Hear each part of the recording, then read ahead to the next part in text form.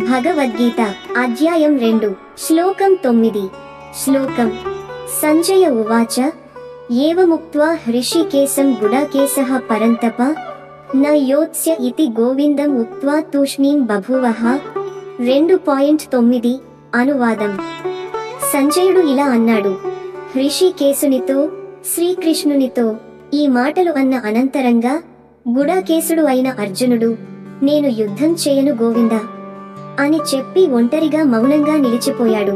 భావార్థం ఈ శ్లోకం అర్జునుని అంతరంగ తాత్కాలిక స్థితిని ప్రతిబింబిస్తుంది. తన శోకం, ధర్మ సందేహం, మానసిక వేదన అన్నిటినీ వ్యక్తపరచిన తరువాత అతడు మౌనాన్ని ఆశ్రయిస్తాడు. ఈ మౌనం ఓటమి కాదు, ఇది శరణాగతి యొక్క తొలి రూపం. తను చెప్పేది అన్నాక ఇప్పుడు ఆయన శ్రీకృష్ణుని జ్ఞానబోధ కోసం తయారయ్యాడని ఇది సూచిస్తుంది. తాత్విక విశ్లేషణ, మన జీవితాల్లోనూ ఇదే జరుగుతుంది. మన ఆవేశం, శోకం, భయం అన్నీ మనసులో ఉదయించినప్పుడు మనకు మొదట మాట్లాడాలనిపిస్తుంది.